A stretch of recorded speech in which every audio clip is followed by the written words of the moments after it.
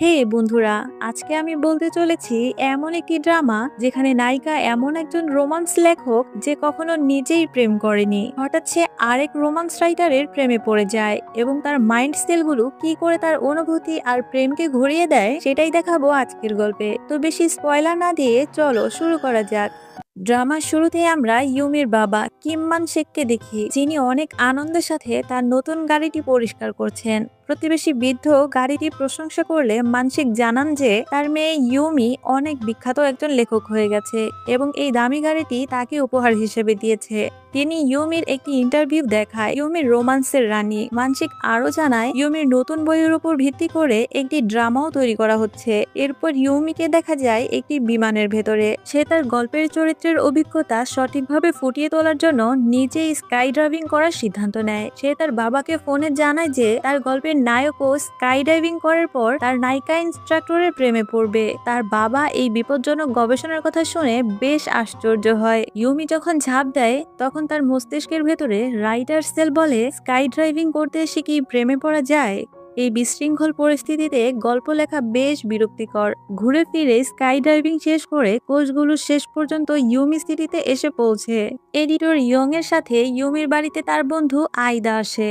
আইদা বলে, sky driving করে কি রকম অনুভব করলে? শুধু স্কাই ড্রাইভিংটাই এনজয় করেছি, তেমন কিছুই না। আইদা বলে, তুমি একজন রোমান্স লেখক যে কখনো ডেট করো না, তাই তোমার উচিত এবার একটা ডেটিং শুরু করা।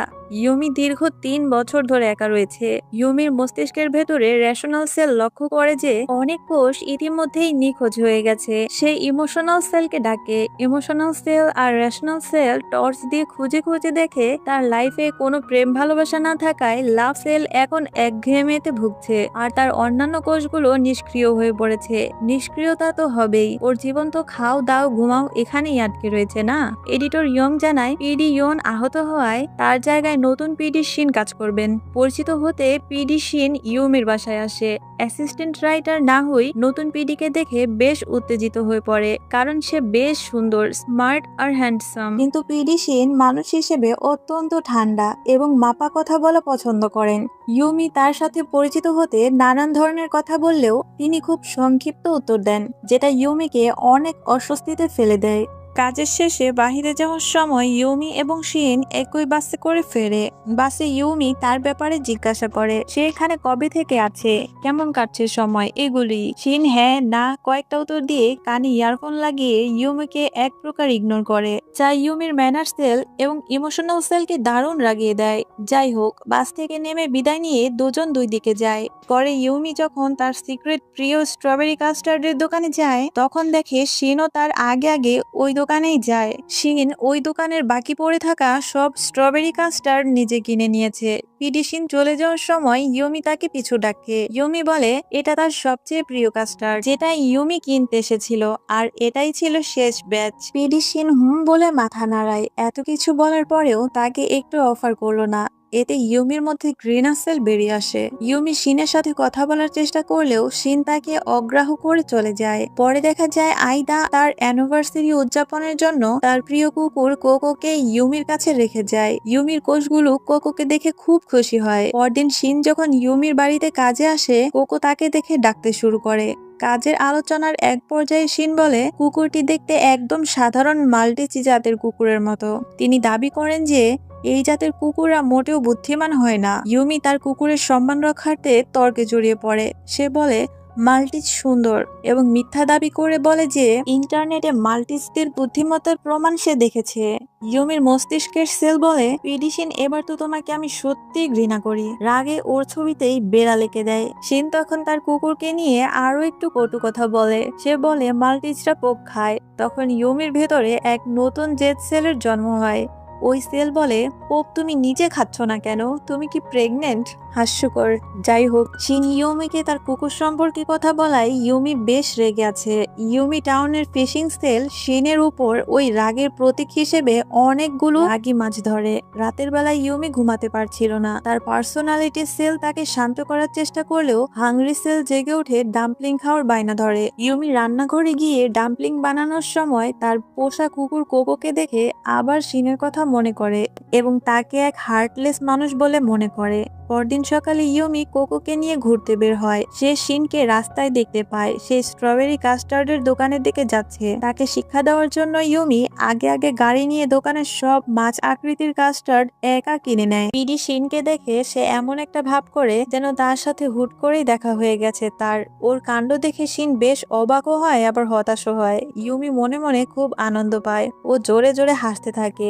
ইউমি বলে, সেদিন তো সব একাই কিনে নিলে, আমাকে একটাও দিলে না, এখন বোঝো কেমন লাগে। ইউমি পরে তার এক বন্ধুর কাছ থেকে জানতে পারে যে আসলে এ কুকুর পোপ খায় এবং শিন তার কুকুর সম্পর্কে যা বলেছিল তা আসলেই সবটাই সত্যি। এটি শুনে ইউমি কিছুটা লজ্জিত হয়। এভাবে পিডি শিনের জন্য ইউমির মধ্যে একটা একটা করে সেল ওপেন হতে থাকে। গল্পর মোড় আসে যখন শিনের পক্ষ থেকে ইউমির কাছে সোয়েল বেকারি থেকে কিছু দামি ডেজার্ট ডেলিভারি আসে। এই ডেজার্টটা এত বেশি বিখ্যাত যে এটা বুক করা প্রায় অসম্ভব। ইউমি ভাবে শিন হয়তো ক্ষমা চাওয়ার জন্য এগুলো পাঠিয়েছে। সে খুব খুশি হয়ে খেতে খেতে ভাবে তাকে ফোন করে একটা থ্যাঙ্কস দেবে। তখন শিন ওখানে চলে আসে। পিডি শিন এসে বলে, তুমি কি ডেজার্টটি খেয়ে ফেলেছো? ইউমি বলে, তার মানে এটা ভুলে এসেছে।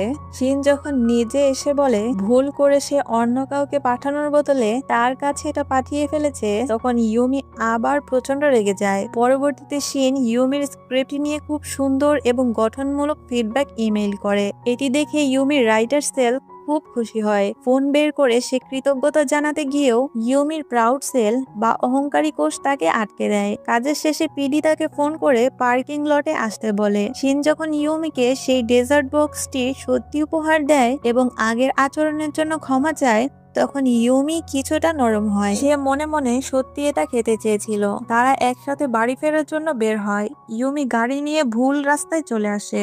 শিন তাকে ইনস্ট্রাকশন দেওয়ার পরেও সে ঠিকভাবে চালাতে পারে না। এরপর শিন নিজেই গাড়ি চালিয়ে তাকে নিয়ে আসে। ইউমিকে হেল্প করায় সে প্রথমে অনেক খুশি হয়। শিনকে বলে, তুমি না থাকলে আজ যে আমার কি হতো। তখন শিন বলে, আচ্ছা তুমি কতদিন ধরে ড্রাইভিং করো, যা ইউমিকে আবার অপমানিত বোধ করায়। ইউমির হাংরি সেলগুলো সেই বিখ্যাত ডেজার্ট গুলো খেতে চায়, কিন্তু ইউমি রেগে খায় না। সে তার কেনা মাছ আকৃতির কাস্টার্ড গুলোই খায়। ইউমি ঠিক করে তিনি আর শিনের সাথে কাজ করবেন না। তিনি বসের কাছে শিনকে বদলানোর অনুরোধ জানায়। এরপর দেখা যায় কাজের খাতিরে ইউমি এবং শিন একসাথে ট্রেনে করে সিওলের বুসানে যাচ্ছে। ইউমি শিনকে তার পাশে বসতে বলে, কিন্তু সে অন্য জায়গায় গিয়ে বসে। এতে ইউমির ইগো সেল জেগে ওঠে। এডিটর ইয়ং তাকে ফোন করে আর বলে পিডি শিনের জায়গায় সে অন্য কাউকে দেবে। এই কথা শুনে সে অনেক বেশি খুশি হয়। জুস নিয়ে শিনের কাছে গেলে সে জানতে পারে শিন আসলে কাজের চাপে চাকরি ছেড়ে দিচ্ছে এবং ইউমির সাথে এই কাজটি তার শেষ কাজ। এটি শুনে ইউমি অবাক হয় এবং শিনকে সরাসরি জিজ্ঞাসা করে সে কি ইউমির সাথে কাজ করতে পছন্দ করে না। এই কথায় পিডি শিন তার দিকে অবাক দৃষ্টিতে অনেকক্ষণ তাকিয়ে থাকে। কিছুক্ষণ পর তার দিকে তাকিয়ে একটা মুচকি হাসি দেয়। এখানে আমাদের কিছু সময় আগের ঘটনা দেখানো হয়। শিন এমন একজন মানুষ যে জনসমাগম বা কোলাহলপূর্ণ জায়গায় খুব তাড়াতাড়ি ক্লান্ত হয়ে পড়ে। তার মস্তিষ্কের সেলগুলো শক্তি বাঁচানোর জন্য সবসময় বিশ্রাম নিতে খুব পছন্দ করে। গল্পের নায়ক যখন বাইরে বাইরে থাকে তখন তার মাইন্ড চার্জ কমতে শুরু করে। মুভি দেখতে গেলে সবার মাইন্ড ফ্রেশ হয়, এদিকে তার মাইন্ড লো হয়। ইউমির লেখা গল্পের মাঝে সে তার এক্স গার্লফ্রেন্ডের সাথে ব্রেকআপের কষ্টটা ভুলতে পেরেছে, তাই সে তার স্ক্রিপ্টটা পড়ে তার সাথে কাজ করবার জন্য ট্রেনের উদ্দেশ্যে রওনা দেয়। পিডি শিনের ব্রেইন সেল বলে সে যখন ঘরে ফেরে তখন তার ব্রেইন এনার্জি বাড়তে থাকে। তার বাড়ি সবচেয়ে ভালো। সকালে শিন ইউমির সাথে বুসানে যাওয়ার জন্য বের হলে ভুল করে সে তার চশমাটাই বাড়িতে রেখে চলে আসে। ও দৌড়ে কোনো মতে এসে ট্রেনে ওঠে। ইউমি বলে, তুমি কি আমার কাজে অসন্তুষ্ট? শিন ভাবে এখন তার কি বলা উচিত, সে কি শুনতে চায়। ওই সময় শিনের ব্রেইন এনার্জি একদম লো হয়ে যায় আর ওই মুহূর্তে সে হাসি ছাড়া আর কিছুই করতে পারে না। ওই হাসি দেখে ইউমির মস্তিষ্কের লাভ সেল নেড়ে ওঠে। ওর ব্রেইনের ভেতর সেলগুলো দারুণ শক খায়। পিডি শিনের কাছে একটা কল আসে। ফোন ধরতে সে বাহিরে চলে আসে। কথা বলতে বলতে সে নোটিস করে না যে ট্রেন স্টার্ট করার সময় হয়ে গেছে। ইউমি তাকে বারবার ডাকে। এভাবে শিন তার ট্রেন মিস করে অন্য ট্রেন ধরে পরের স্টেশনে এসে আবার দুজনে দেখা করে। বুসান স্টেশনে এসে ইউমির সামনে পিডিকে দেখে ইউমি আবার শক খায়। তার মধ্যে থাকা লাভ সেল আবার বেরিয়ে আসে। ইউমি ভাবে চশমা ছাড়া তাকে আরো বেশি কিউট লাগছে। পরবর্তীতে রোমান্স হিট উপন্যাসের লেখক মিস ইউমিকে মনোনয়ন করা হয়। ফ্রেমে একসাথে তাদের অনেক কিউট লাগে। না হই একটা কেক নিয়ে আসে, কারণ আজ পিডি শিনের জন্মদিন। শিন কাজে তার বাড়ির আশেপাশে থাকায় তাকে ফোন করে আসতে বললে সে রাজি হয়। ইউমির ভেতরের রাইটার সেল খেয়াল করে ইউমির মধ্যে ধুক ধুক কিসের এত শব্দ তৈরি হয়েছে। শিন আসবে শুনে ইউমি ওয়াশরুমে ঢুকে একটু সাজুগুজু করে। বেরিয়ে এলে না হই ধরে ফেলে সে ঠোঁটের লিপ গ্লোস দিয়েছে। শিন ইউমির জন্য একটা গিফট নিয়ে আসে, তার একটা ছবি ফ্রেম। ইউমি জানতে পারে শিন তার চেয়ে বয়সে ছোট, তবে সেও ইউমির মতো একা সময় কাটাতে পছন্দ করে। একসাথে তারা কেক উদযাপন করে চলে যায়। রাইটার সেল ভীষণ রেগে যায়, কারণ এতদিন ধরে রাইটার সেল ইউমির মন নিয়ন্ত্রণ করে এসেছে। আজ হঠাৎ করে লাভ সেল বের হয়ে তার জায়গা দখল করতে চাইছে। ইউমি তাকে পছন্দ করতে শুরু করে। পরের মুহূর্তে দেখা যায় শিন তাকে রেল স্টেশনে এগিয়ে নিতে আসে। শিনকে দেখে তার হার্টবিট আবার বেড়ে যায়। তারা এবার একসাথে পাশাপাশি বসে গল্প করতে করতে রওনা হয়। তারা কাজের পারপাসে তাদের বাসস্থান ছেড়ে অনেকটা দূরে এসেছে। ইউমি আর শিন রক-সুন হোটেলে পৌঁছে। তাদের বেডরুম একই বিল্ডিং এ পড়ে। তাদের সাথে আরো অন্যান্য রাইটাররাও এসেছে, কিন্তু তারা রেস্টুরেন্টে খেতে গিয়েছে। প্রথম প্রথম ইউমির কাছে শিন রক-সুনের চুপ করে থাকাটা অনেক অকওয়ার্ড লাগলেও এখন তার কাছে এই বিষয়টা ভালো লাগে। ইউমির কাছে মনে হয় আজ তার জন্মদিন, তাই তাকে কিছু গিফট দেওয়া উচিত। সে অনলাইনে তার জন্য একটা গিফট অর্ডার দেয় এবং তাকে টেক্সট করে বার্থডে উইশ করে। শিন রক-সুন থ্যাঙ্কস দিয়ে তাকে কফি খাওয়ার অফার করে। ইউমি হ্যাঁ বলে। সকালে ইউমি হোটেল রুম ছেড়ে নিচে আসলে সম্পাদক ইয়ং এর সাথে দেখা হয়। তিনি বলেন এখানকার সুশি ডেজার্ট নাকি অনেক ভালো, তাই ইউমি সুশি ডেজার্ট নেওয়ার জন্য সামনে যায়। ওখানে শিন চলে আসে। তাকে এভাবে টি শার্ট পরা এলোমেলো চুল দেখতে ইউমির কাছে বেশ সুন্দর লাগে। সুনরক নিজের জন্য সসেজ, চিকেন এইসব নেয়। ইউমিকে এগুলিই সে অফার করে। ব্রেকফাস্ট শেষে ইউমি তাকে খুঁজতে খুঁজতে কফি দোকানে চলে আসে। শিন সব রাইটারদের জন্য কফি নিয়ে নেয়। ইউমি জানতে পারে রক-সুন রাতে সমুদ্র পাড়ে হাঁটতে বেশ পছন্দ করে এবং তার আরো একটি ডাকনাম আছে রুডলফ। নামটা ইউমির কাছে বেশ ভালোই লাগে। ওখানে রক-সুন বারবার ইউমির বার্থডে কবে, তার বয়স কত এইসব জিজ্ঞাসা করে আর বলে তুমি মনে হয় আমার চেয়ে বেশি বয়স্ক, তাই না?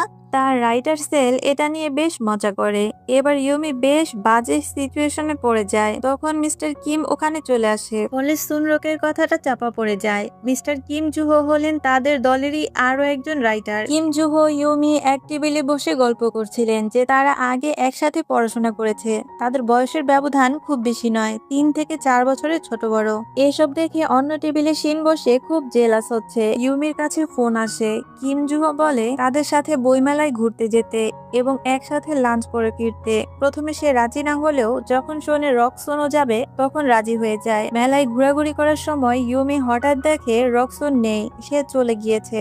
এদিকে জুহো বারবার তার বয়স নিয়ে প্রশ্ন করে, এতে ইউমি খুব বিরক্ত হয়ে ওখান থেকে চলে আসে। বিকেলে ইউমি রক-সুন আর ইয়ংকে তাকে নিয়ে কথা বলতে শুনে নেয়। তারা দুজন ইউমির ব্যাপারে কিছু একটা বলছিল। ইউমি পরিষ্কারভাবে কিছু বুঝতে পারেনি। ওখানে আরো দুজন রাইটার আসে। কাজের প্রয়োজনে অনেক রাইটার এক জায়গায় জড়ো হয় আর সবাই মিলে ডিনার করার কথা বললে ইউমি বেশ খুশি হয়। তার মনে হয় এই সুযোগে শিনের সাথে কিছুটা সময় পাশাপাশি কাটাতে পারবে। কিন্তু ওয়াশরুম থেকে ফ্রেশ হয়ে ফিরে এসে দেখে বসার জন্য শুধু একটাই জায়গা খালি, সেটাও আবার কিম জুহোর পাশে। বাধ্য হয়ে সেখানে কিছুক্ষণ সময় কাটালেও ইউমির মনটা ভালো থাকে না, তাই সবার আগে সেখান থেকে উঠে চলে আসে। ইউমিকে মন খারাপ করে চলে যেতে দেখে সুনরক তার পিছু নেয় এবং গল্প করতে করতে তাকে হোটেল পর্যন্ত পৌঁছে দেয়। এদিকে শিন জানায় সে এখন হোটেলে ফিরবে না, বরং রাতের সিনেমা দেখতে যাবে। তখন ইউমি রুমে এসে তাকে ফোন করে জানায় সেও তার সাথে সিনেমা দেখতে যেতে চায়, কিন্তু শিন মনে করিয়ে দেয় ইউমি তো আগেই বলেছিল একা সিনেমা দেখাই বেশ উপভোগ্য। ইউমিকে তখন কিম জুহো ফোন দেয়। সে বিরক্ত হয়ে কল রিসিভ করে না। এরপর তিনি শিনকে ফোন দিয়ে বলে সে যেন ইউমিকে নিয়ে বারে আসে। শিনের হিংসে হয় আর বলে ইউমি যেতে পারবে না, কারণ সে তার সাথে সিনেমা দেখতে এসেছে। শিন এরপর ইউমিকে টেক্সট করে তুমি কি আমার সাথে সিনেমা দেখতে চাও, তাহলে চলে এসো। এখানে একটা ফ্ল্যাশব্যাক দেখানো হয়। বইমেলায় ঘুরতে যাওয়ার এক পর্যায়ে কিম জুহো, শিন, ইউমি একসাথে থাকলে জুহো ইচ্ছে করেই শিনকে ওখান থেকে চলে যেতে বলে। যেন সে ইউমির সাথে একটু সময় কাটাতে পারে। আবার যখন ইয়ং আর সুনরক ইউমিকে নিয়ে কথা বলছিল তখন পেছন থেকে ইউমি তাদের কথোপকথন শুনে ফেলে। সেই সময় ইয়ং বলছিল যে ইউমি আর কিম জুহোকে একসাথে বেশ মানিয়েছে, কিন্তু শিন একেবারে দ্বিমত পোষণ করে। সে স্পষ্টই বলে না, তারা মেলে না, ইউমি তার টাইপের মেয়ে না। শিনের মধ্যে জেলাস সেল বের হয়। শিন সুনরক মোটেও ইউমির সাথে কিম জুহোকে পছন্দ করে না। ইউমি শিনের টেক্সট পেয়ে সিনেমা দেখতে যায়, কিন্তু হলে গিয়ে দেখে সেখানে কিম জুহো তাদের সাথে সিনেমা দেখতে এসেছে। শিন কিছুটা অস্বস্তি বোধ করলেও তেমন কিছু বলতে পারে না। সিনেমা দেখতে বসার সময় জুহো এসে ইউমি আর সুনরকের মাঝখানে বসে পড়ে। বেশ বিরক্ত নিয়ে সিনেমা শেষ করে ইউমি হলরুম থেকে বের হয়। ইউমি রেগে কিম জুহোর সামনে যায়, তাকে জিজ্ঞেস করে আপনি কি আমাকে পছন্দ করেন? আপনি কি আমার সাথে ডেট করতে চান? জুহো স্বীকৃতি জানায়। ইউমি স্পষ্টভাবে বলে দেয় জুহো তার কাছে পৌঁছানোর জন্য বারবার শিনকে ব্যবহার করছে, তাকে বিভিন্ন জায়গায় ডেকে আবার অপমানজনকভাবে তাকে সরিয়ে দিচ্ছে। এসব যদি তার উদ্দেশ্য হয় তাহলে ইউমি পরিষ্কার জানিয়ে দেয় সে জুহোকে পছন্দ করে না, তাই এসব করা বন্ধ করুন। এসব বলে রেগে সে চলে আসে। ইউমি বাহিরে আসতেই বৃষ্টি শুরু হয়। সে এক দোকানে ছাতা কিনতে গেলে বলে ছাতা বিক্রি শেষ হয়ে গিয়েছে। ইউমি দেখে হঠাৎ দূর থেকে শিনরক দৌড়ে আসে। তাকে ভিজতে দেখে সুনরক চিন্তিত হয়ে তার কাছে আসে। ইউমি তার কাছে ক্ষমা চায় তখনকার ব্যবহারের জন্য। শিন হাসি দিয়ে বলে তুমি ঠিক করেছো। অনেক খোঁজাখুঁজি করার পর অবশেষে শিন একটা দোকান থেকে ইউমির জন্য একটা ছাতা কিনে আনে। ঠিক তখনই তার ব্রেইনে যেন হঠাৎ করে এনার্জির ঝলক জ্বলে ওঠে। বাইরে থাকা সত্ত্বেও সে আবার পুরো এনার্জি ফিরে পায়, যা দেখে তার সব সেলই অবাক হয়ে যায়। ছাতাটা এনে সে ইউমির হাতে তুলে দেয় আর নিজে ভিজতে ভিজতে চলে যেতে থাকে। ইউমি পেছন থেকে তার হাত ধরে, ছাতাটা ভাগ করে তার পাশেই এসে দাঁড়ায়। এরপর এক ছাতার নিচে দুজন একসাথে হোটেলের দিকে হাঁটতে থাকে। একটু দূরত্ব রেখে হাঁটার কারণে দুজনেই ততক্ষণে বেশ ভিজে যাচ্ছে। ঠিক তখনই হঠাৎ একটা বাইক পাশ দিয়ে যাওয়ার সময় নোংরা পানি ছিটকে ইউমির গায়ে পড়তে যাচ্ছিল, কিন্তু শিন দ্রুত তাকে সরিয়ে সেভ করে দেয়। সিচুয়েশনে দুজন কিছুটা ক্লোজ হয়ে পড়ে। তখন ইউমি দেখে তার ফোনে ওয়ালপেপারে একটা মালটিজ কুকুরের ছবি।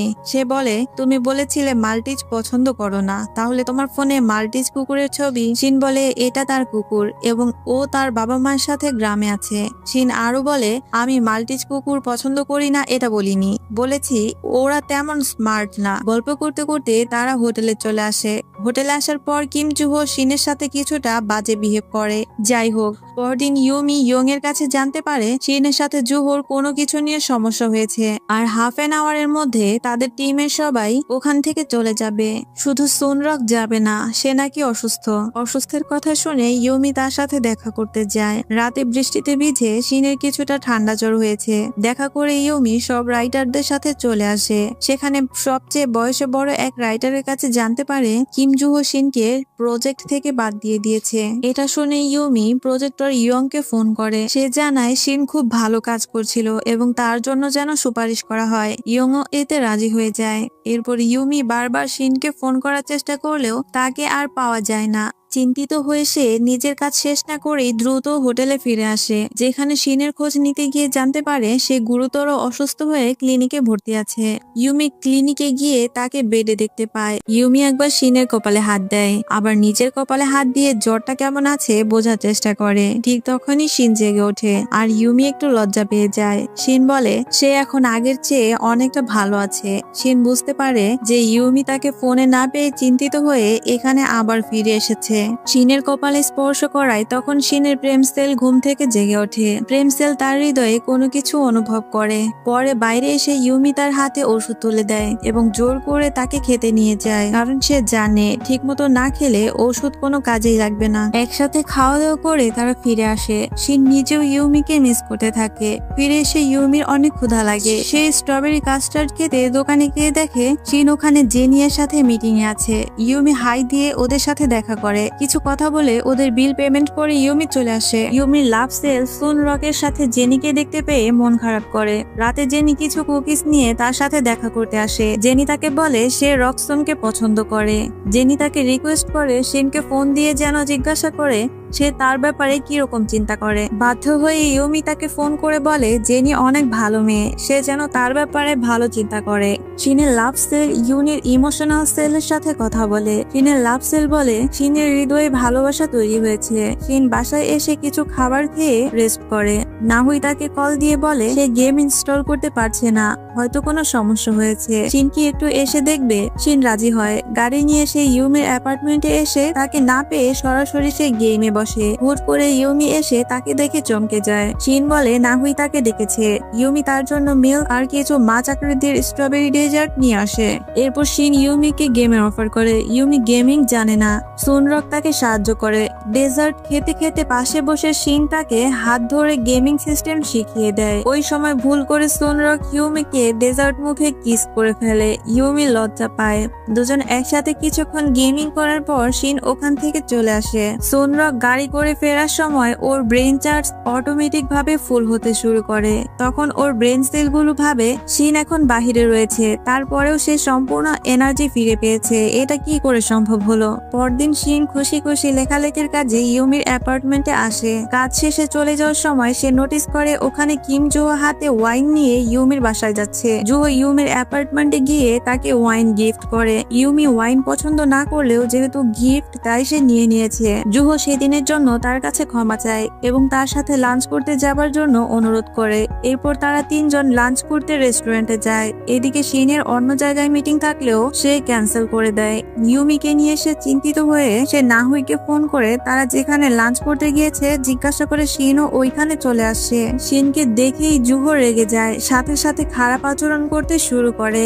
এক পর্যায়ে জুহো তার গায়ে হাত উঠায়। এরকম ভাবে কিছুক্ষণ চলার পর রেস্তোরাঁর লোক এসে জুহোকে আটকায়। ইউমিও জুহোর উপর রেগে যায়। ওখান থেকে যে যার যার মতো অ্যাপার্টমেন্টে ফিরে আসে। শিন সন্ধ্যা পর্যন্ত মন খারাপ করে ওখানেই বসে থাকে।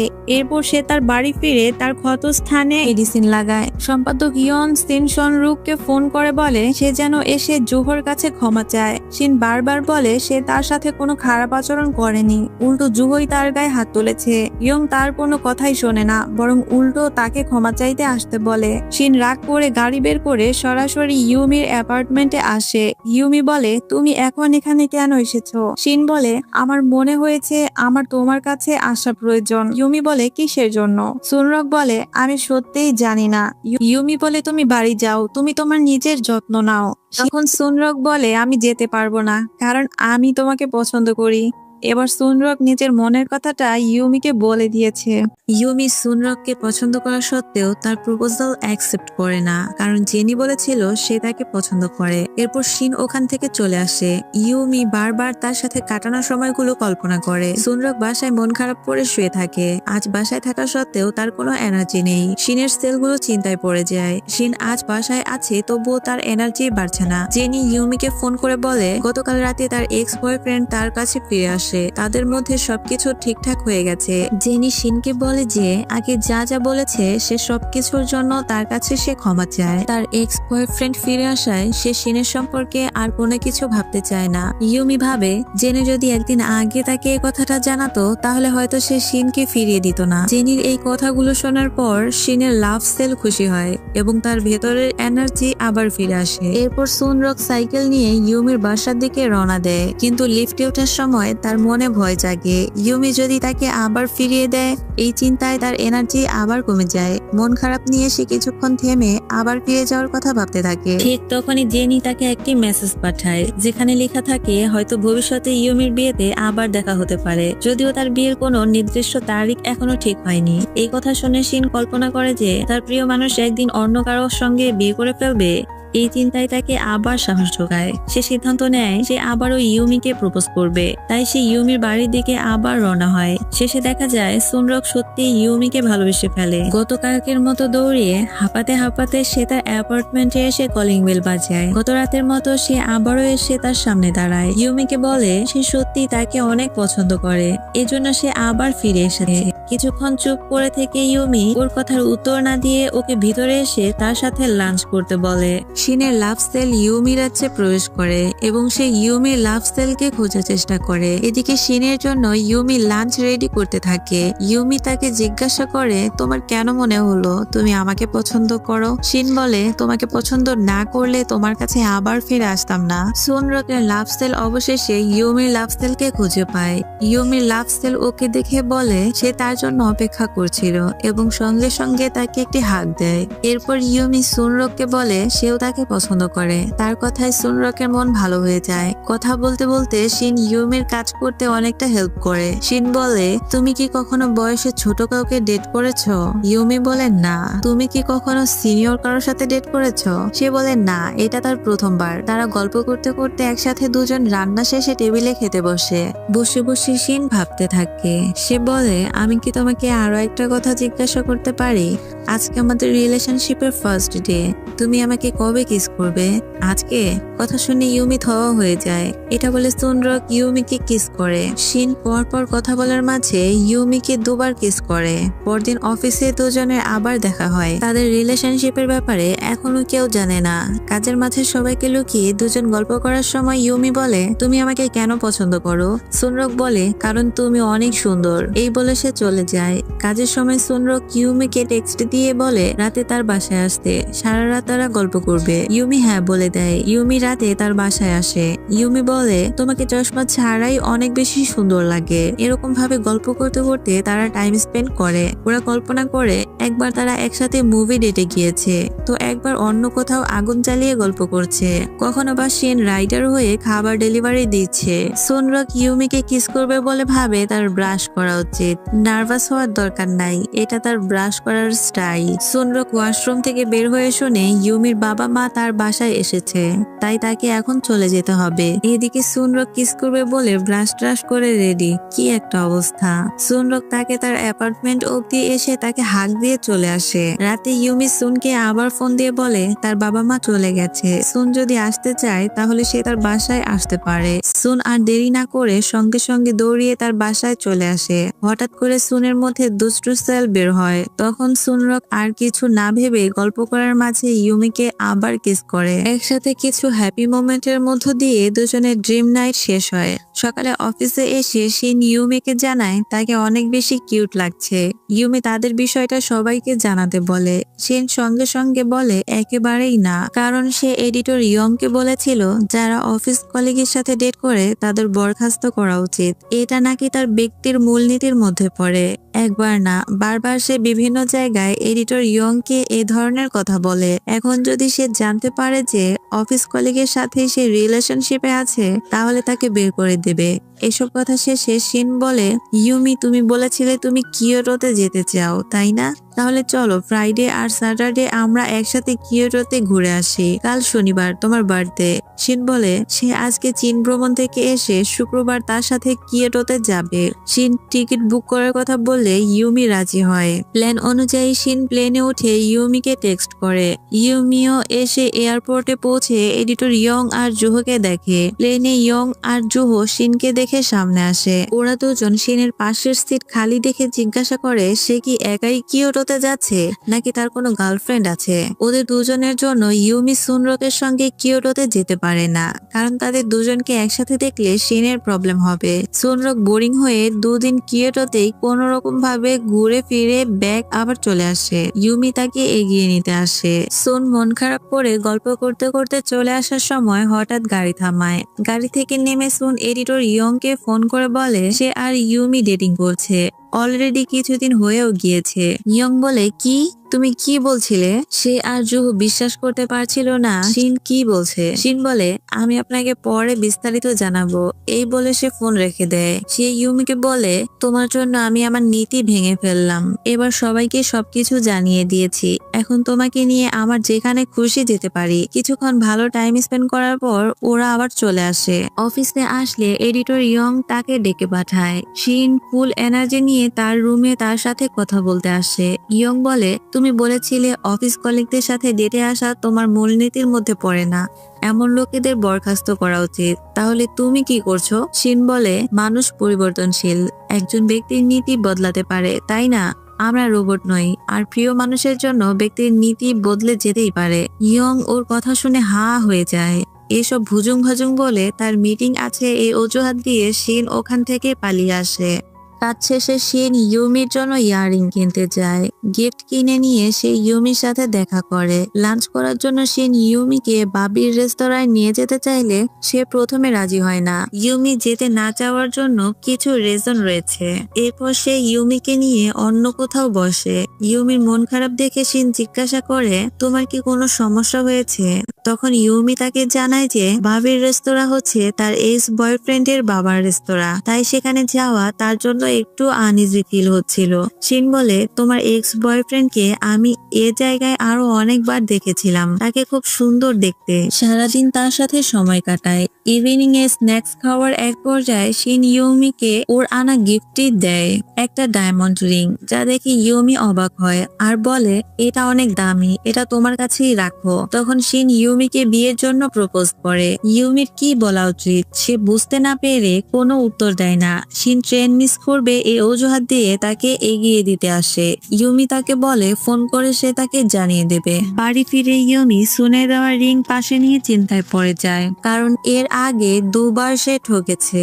তার এক্স বয়ফ্রেন্ডকে ইউমি বিয়ের প্রপোজাল দিলে তারা তাকে ছেড়ে দেয়। এই জন্য ইউমি এবার কি করবে? সে কি রাজি হবে নাকি হবে না, এই নিয়ে সে দোটানায় পড়ে যায়। হঠাৎ করে সুনরক তাকে ফোন করে আর বলে ট্রেনের কিছু ত্রুটির কারণে তার যাওয়া বাতিল হয়েছে, তাই সে ফিরে এসেছে। এখন সে ইউমির অ্যাপার্টমেন্টের নিচে দাঁড়িয়ে আছে। সে কি তার সাথে দেখা করতে আসতে পারে? ইউমি তাকে আসতে বলে। বাহিরে বৃষ্টি হয়, সে কিছুটা ভিজে গিয়েছে। ইউমি তাকে টাওয়াল এনে দেয়। টাওয়াল দিয়ে মুছে শিন টাওয়ালটা ভুল করে রিং বক্সের উপর রেখে দেয়। পাশাপাশি বসে দুজন গল্প করে। শিন বিয়ের কথা বলল, কিন্তু ইউমি কোনো উত্তর দেয়নি, তাই শিনের মন খারাপ। রাগ ভাঙাতে ইউমি সুনরককে কিস করে। দুষ্টুমি করার সময় ইউমির বাবা মা হঠাৎ করে তার সাথে দেখা করতে আসে। কলিং বেলের শব্দ পেয়ে ইউমি শিনকে লুকিয়ে পড়তে বলে। এটা তার বাবা মা জানতে পারলে সমস্যা হতে পারে। শিন ইচ্ছে না থাকা সত্ত্বেও তার কথা মতো লুকিয়ে পড়ে। ইউমি বাবার সাথে কথা বলার সময় তার মা কোনোভাবে ওই রিংটি দেখে ফেলে আর বলে, ইউমি তুমি কি ডেটিং করছো? এটা তো এঙ্গেজমেন্ট রিং, এটা তোমাকে কে দিয়েছে? এগুলো সম্পর্কে তাকে জিজ্ঞাসা করার সময় শিন বেরিয়ে আসে। তাকে দেখে ওর বাবা মা অবাক হয়ে যায় আর বলে, তুমি কে? শিন তাদেরকে হ্যালো জানিয়ে বলে সে ইউমির বয়ফ্রেন্ড শিন সুনরক। এই রিংটিও সে ইউমিকে গিফট করেছে, সেই সাথে সে ইউমিকে বিয়ে করতে চায়। ইউমির বাবা মার শিনকে দেখে ভীষণ ভালো লাগে। তাদের মেয়ের জন্য সুনরককে তারা পছন্দ করে। ওদের দুজনের বিয়েটা তারা মেনে নিয়েছে।